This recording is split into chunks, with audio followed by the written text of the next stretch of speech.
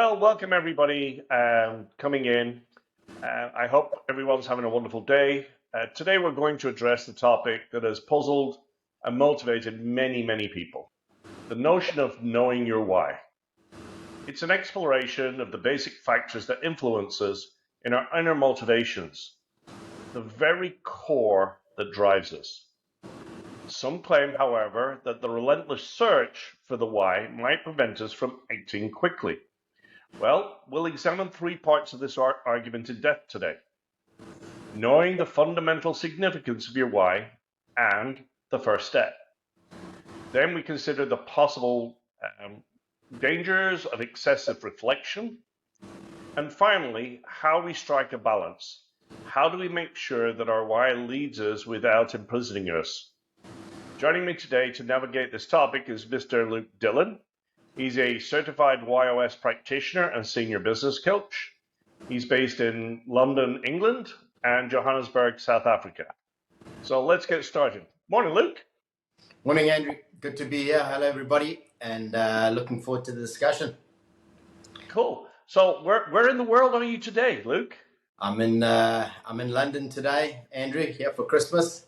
So we'll be London-based in the Northern Hemisphere for the next 4 weeks. Awesome, fantastic. All right, so let's start with the importance of why. So the why is an idea of knowing your why, and this is really in demand at the moment.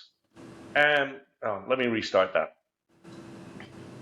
Let's start by going straight into the heart of the matter. Why is the idea of knowing your why so in demand? What makes it so crucial in the component of motivation? So my question to you today, Luke, is how has understanding your personal why transformed your perspective on success and failure? Yeah, thanks, Andrew. Great question. I think for me, understanding my why and really enabled me to look at where I hadn't been successful, whether that was in a business enterprise or environment, or whether it was in a collaboration, to look at it and say, okay, well, if I understand what my drivers are, as I do now, having been through the WHY.os discovery, to be able to look at that and say, okay, now I do understand why that didn't work or why this did work. And my why is better way. So I'm able to now look at it and say, okay, well, that was the frustration that led to that partnership not working, or, that's what enabled me to really add value to that team and helped us achieve the next level. So it's been incredibly insightful and valuable to me to help me understand where I add value, how I add value to a team, and to help me understand why I went wrong in certain situations or businesses. Fantastic. So how does this align or deviate from societal definition of success? I think it aligns with it, Andrew. I think, where it aligns is if you look at, and I think success is, that's a moving target, isn't it? If you ask a boomer what success is and you ask a millennial what success is, you're going to get two very different answers. So, I think understanding your why will help you look at where you can succeed and where you can be successful. So, society's definition of success does come into play to some extent, but when you understand how you can achieve success as to how you perceive it, and knowing what your why is and what's going to give you that feeling of success or put you into a position where you can succeed, I think that's where the alignment lies. So just building on that, we all talk about societal norms, right? Everybody conforming. Yeah. But on the why, it really talks about you as an individual. So understanding individuality, is this a positive or a negative? I think understanding your own drivers and your own why is hugely beneficial. And if you haven't been through an exercise like that, it is life-changing, because you suddenly get that understanding or that self-knowing, that gives you an opportunity to smile really so often when you look back at things and decisions you made, and suddenly that understanding is there. So I think that's critical at an individual level, because I think that builds confidence. Because instead of now your introspection going down this rabbit hole of why, and no real answers, once you've used the tool and that understanding's there, I think, Andrew, they're the answers there. And so from a group environment, I think where it's really positive is that it helps us understand one another, and allows you to align even though you're different. And I think that's the beauty of knowing, and the wonder of the tool. Yeah, I think people forget that we're all humans. All humans are different, and that's what makes it so much fun, right? Yeah, exactly. All right. Let's go to another question. What does knowing your why offer a sustainable source of motivation, especially in difficult times? That's a big question. I think in difficult times, Andrew, I think any self-understanding eradicates fear to some extent, because you're able to then look at it and say, okay, I can understand the perturbation, the worry, the stress in this immediate time linked to whatever it is, a change in whether it's a change in normal behavior of society due to something like COVID, whether it's a change in location for your work or location for your home.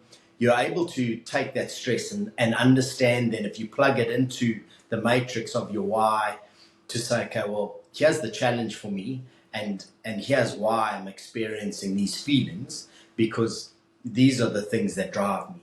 So if I can understand that, I think you can compartmentalize it, and you'll be able to move through, that stressful time. And I mean, that's in all of our lives, and that's it's cyclical, isn't it? So I think it's definitely gives one comfort in those times. Awesome. So you do a lot of work with leaders and organizations. So let's tap into that for a moment. So how can organizations or leaders tap into this concept of fostering motivation at a group level and using why? I think as a tool, Andrew, I haven't come across anything else that's more powerful, to be honest. I work a lot with DISC, as you know, and I think as a combination, they're incredible. But WHY.os is just, I mean, it's my tool of choice at the moment for helping teams develop. And when you look at a business and you say, well, what is a business? A business is a group of people carrying out tasks. And as a business leader, you've got various teams or various pillars, whatever you want to call them, divisions, but essentially you've got teams of people.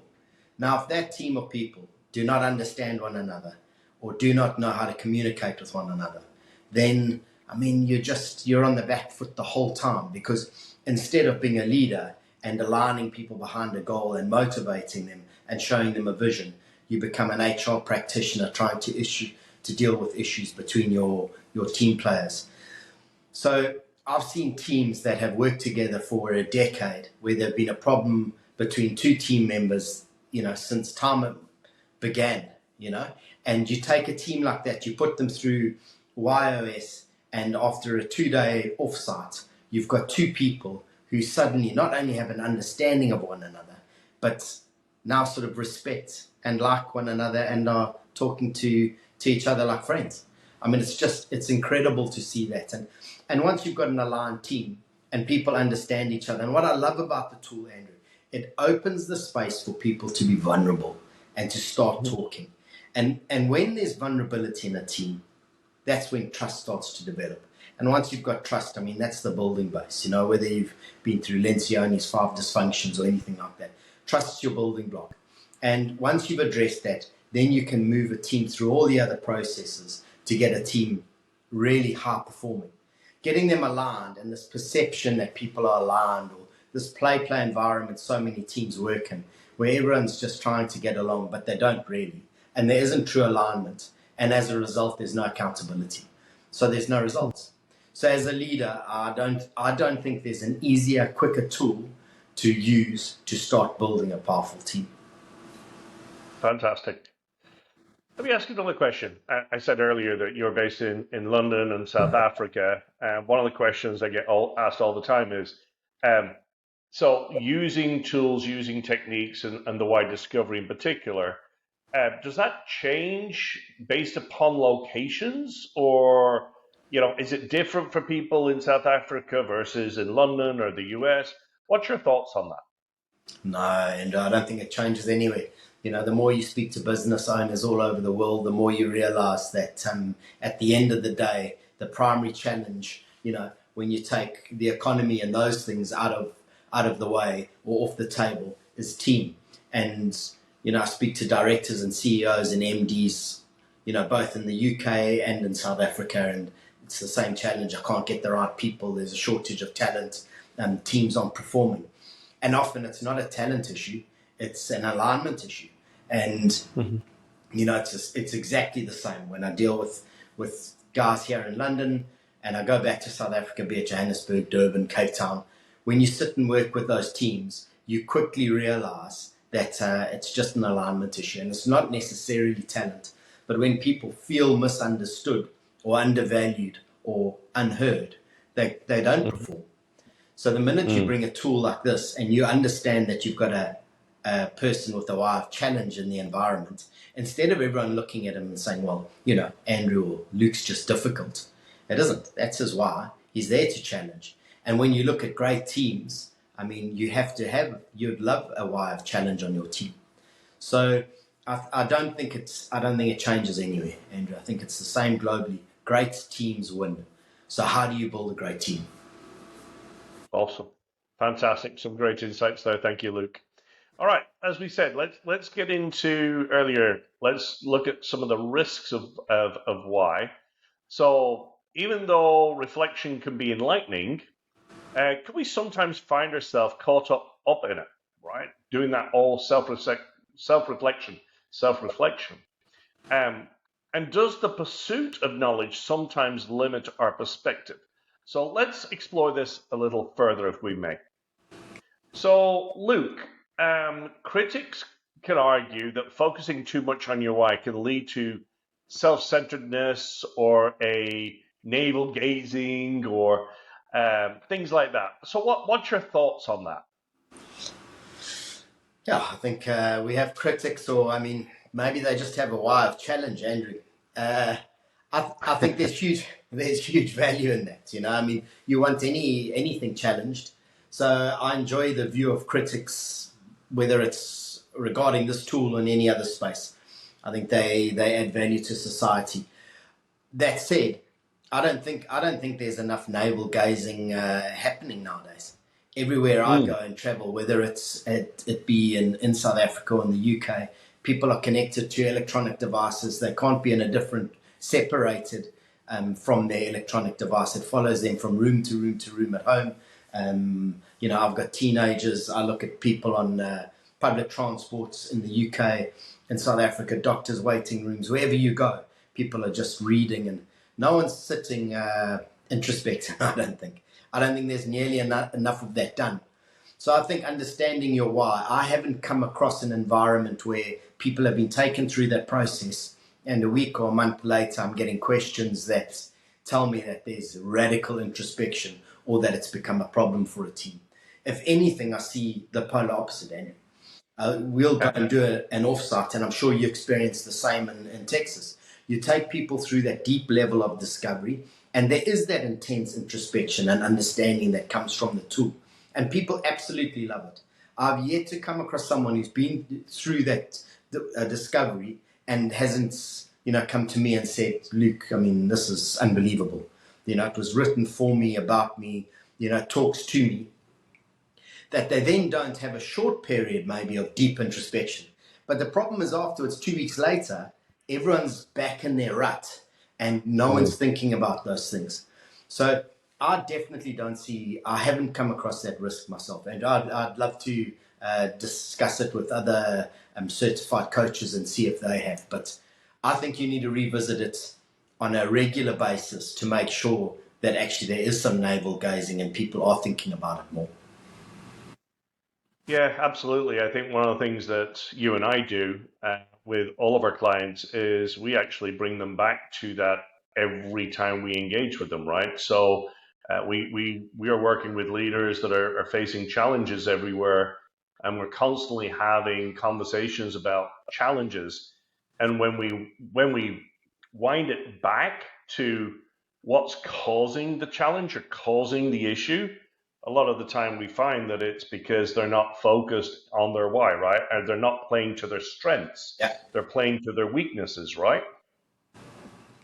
correct.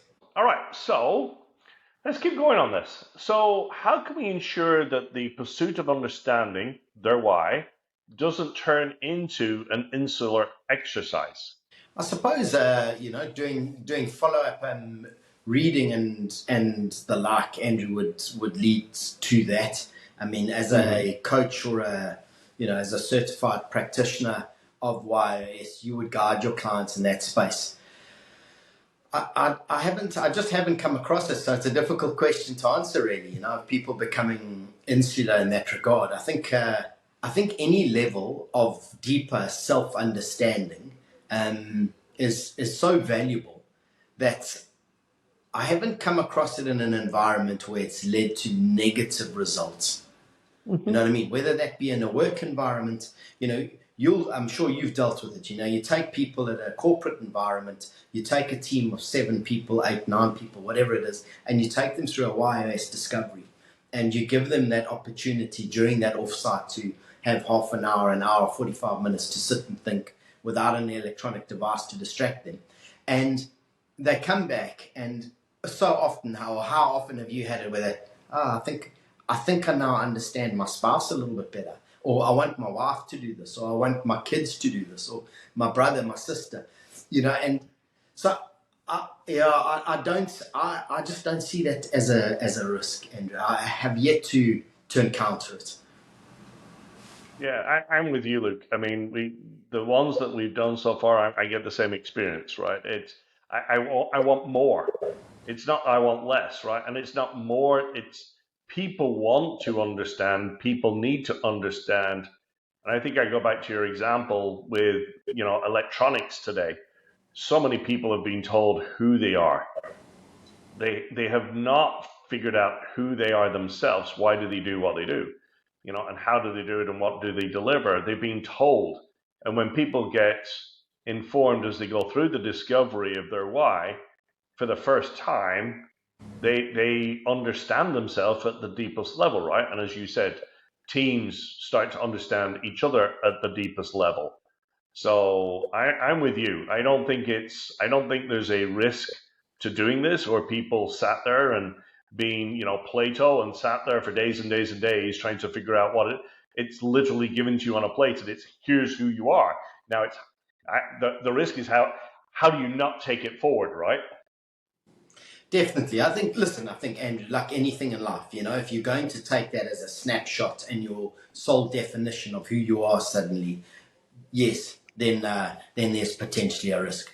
But if you're working with a recognized coach, they're going to put you into a position to understand this is a tool to help to give you greater understanding. It's not suddenly a definition of who or what you are. And I think that's the beauty of the tool is it's when you look at it's not saying, okay, here's one word that suddenly describes Andrew.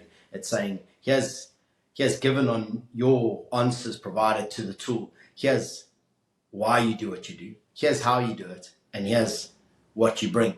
And, when you look at that, what you bring, and you take a team through that process, and suddenly you've got, let's call him Steve in the corner, and you say, Steve's got a what of challenge, you've got a room of people laughing suddenly because they understand why at the end of every meeting, Steve says, wait, I've got a few questions, please, And when people recognize that and they understand it, it's like, okay, no, that's actually great. And you can say to a team, so what's good about it? When has Steve raised a question like that and challenged you, and that you've actually all sat back and thought, okay, well, we didn't think of that. Great, good challenge. So who wants Steve on their team? And people who, yesterday morning at tea time were saying, yeah, that's probably the one guy we would maybe kick off the team, or all saying, yeah, we need Steve.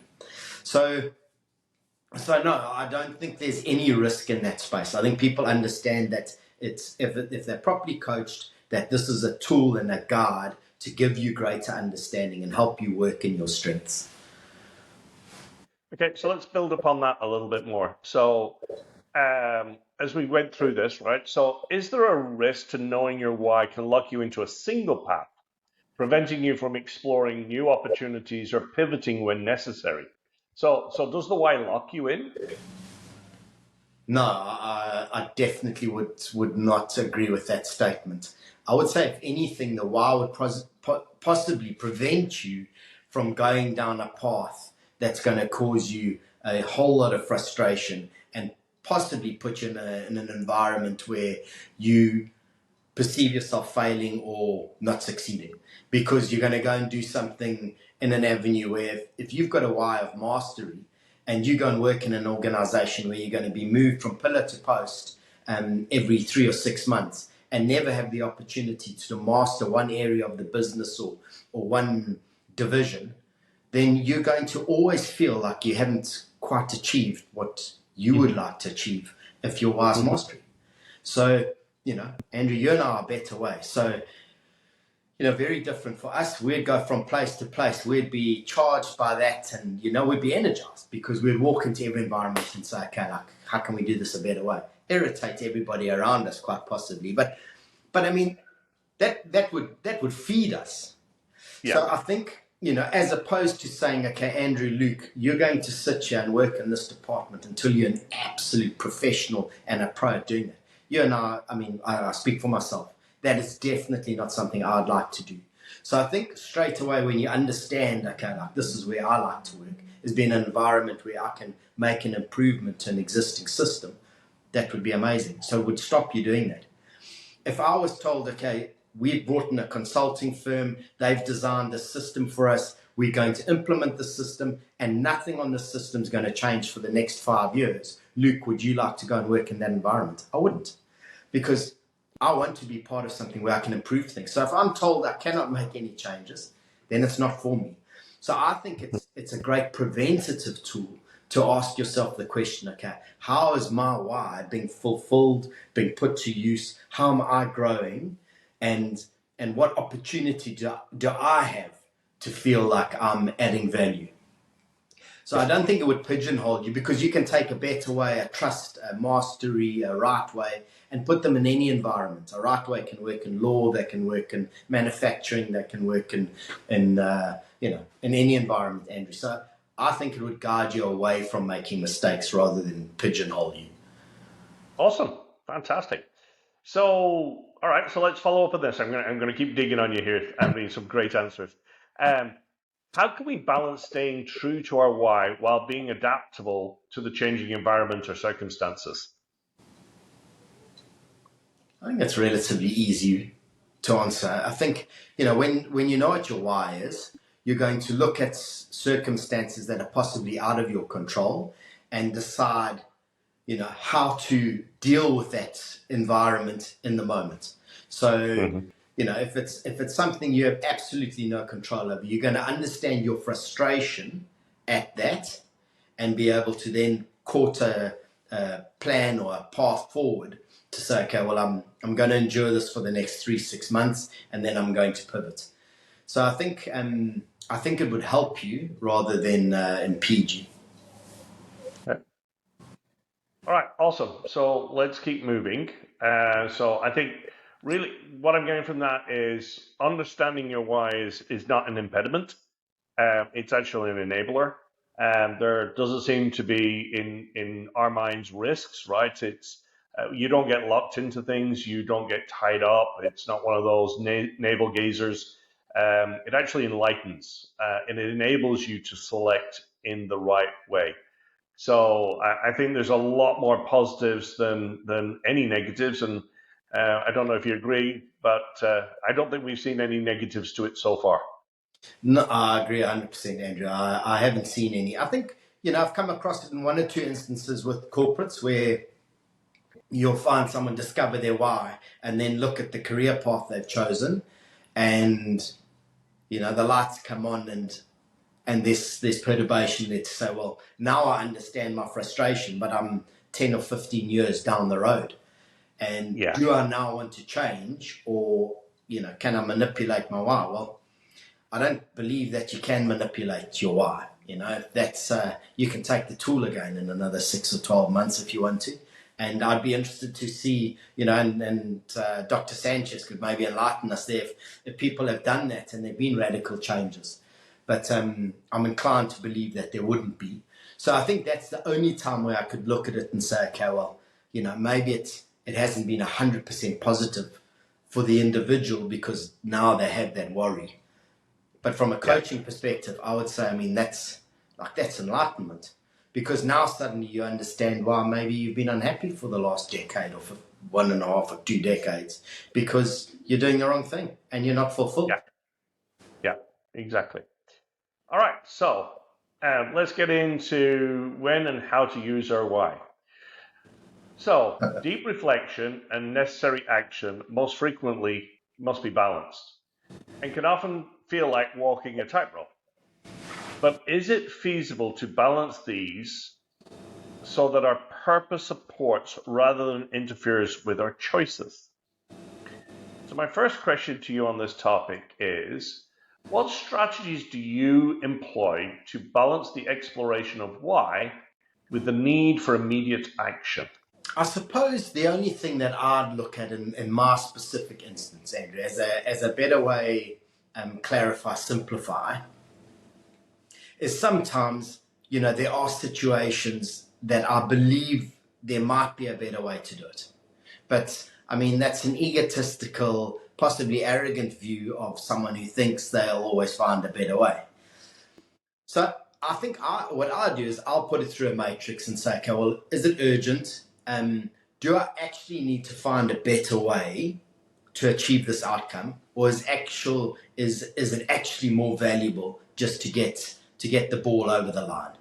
And and that's probably my biggest test, is to say, okay, well, honestly, as a team player in this environment, or even in my business environment, the most important thing for me is to get it done.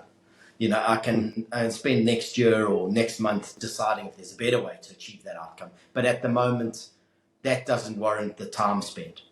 What's valuable is getting it done. So I think for me, that's the biggest thing. And I imagine that might be the case for someone with a why of mastery, is to say, okay, do I need to actually master this right now and be the best in the world at it? Or do I actually just need to get the task complete? So I think sometimes it's a case of, what did we call it, sitting on your hands. And I think that could be for many of the whys, sometimes just sit on your hands. You don't need to challenge it. You don't need to master it, and you don't need to find a better way just yet. Get it done. Yeah.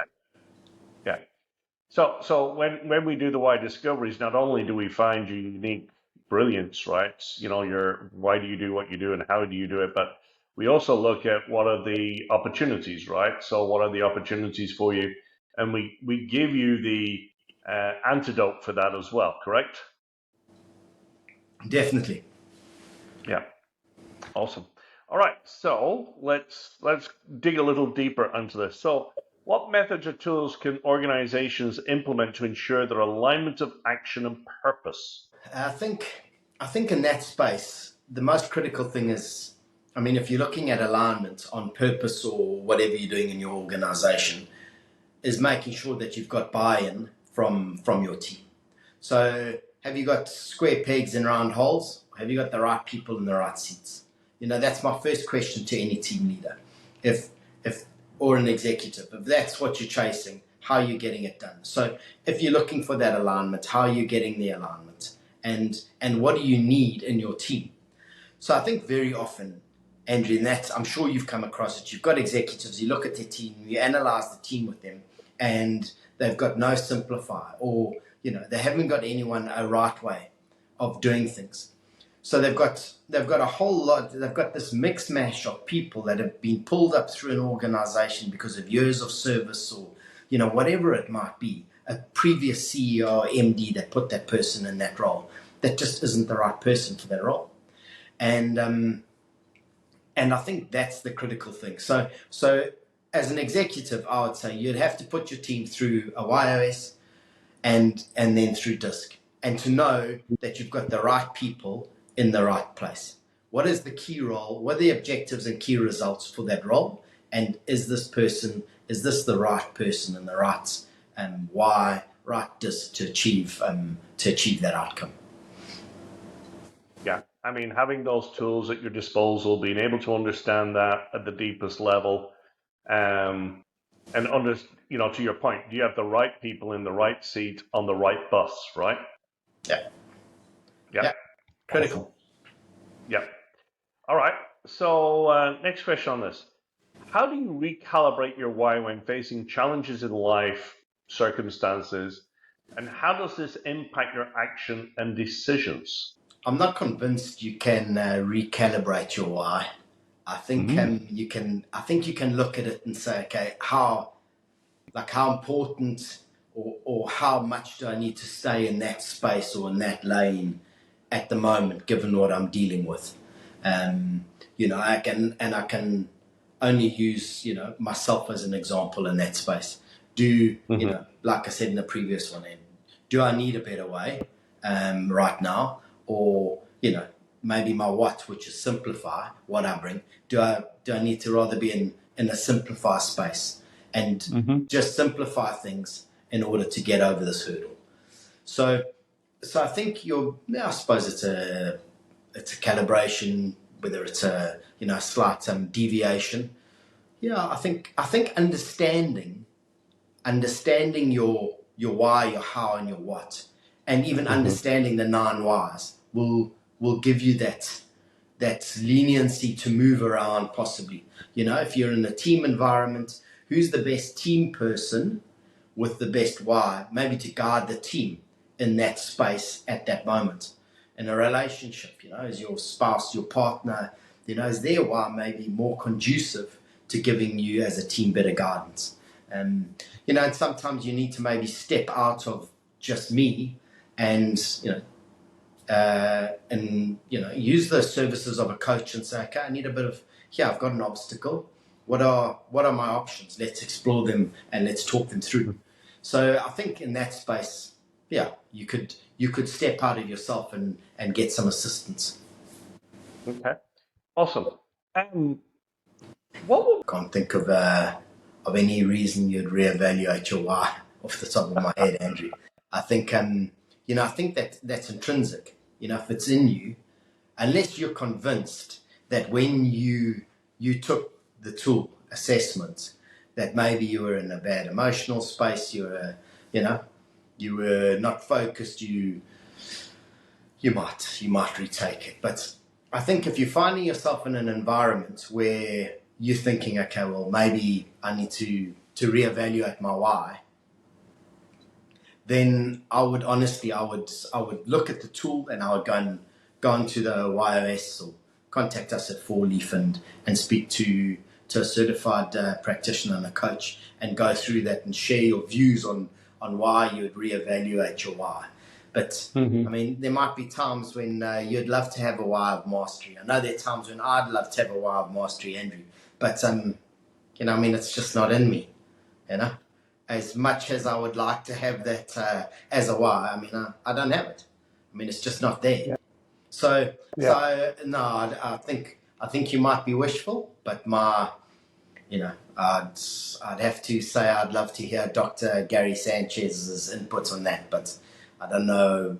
I don't know how you would do that. Yeah. To your point, I mean, I had somebody that was questioning it the other day, and it wasn't their why that was the problem; it was the environment, right? It was back to your comments earlier. It was more around what they were doing, the environment that was going on. There was big changes that were going on, and it wasn't about their why. It was about where they fitted in, and they were trying to fit their why into where they were being positioned. And unfortunately, the position was not the right position for that person. So when we sat down, like as you said, they picked up the phone, gave me a call, we had a conversation, and it wasn't about their why. Their why was still their why. It was the environment, the position, what was going on was challenging to them, and it wasn't a good fit. Yeah. And they were trying to your analogy, we were trying to put a round peg in a square hole, right?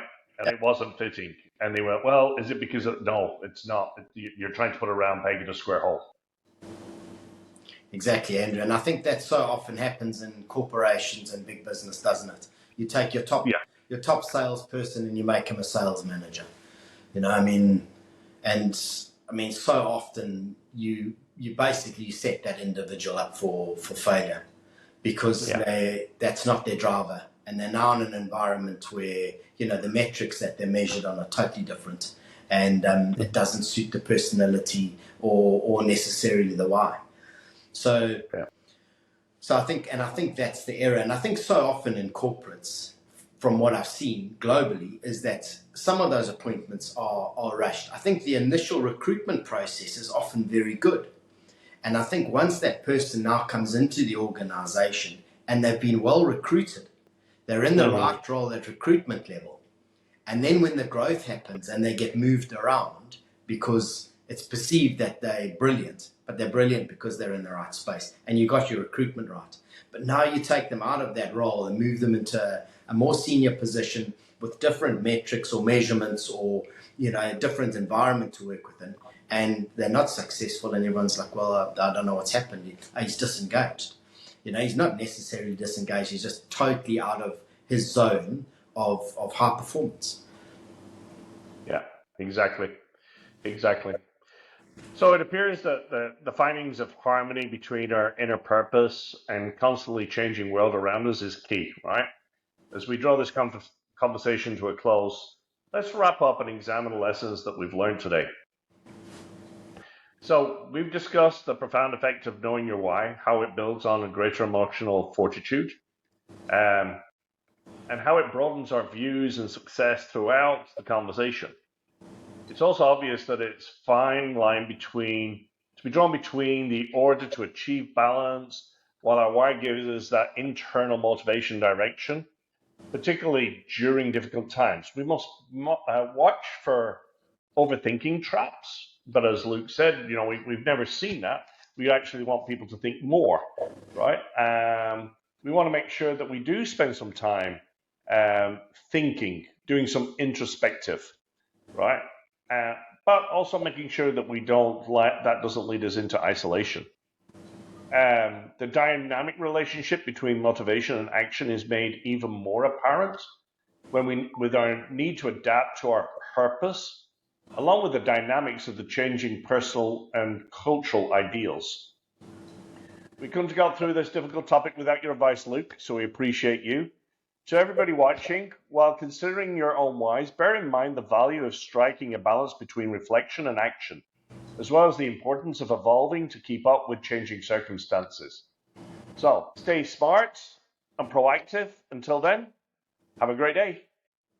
Cheerio. Thanks very much, Andrew. Thoroughly enjoyed that. Thank you, Luke.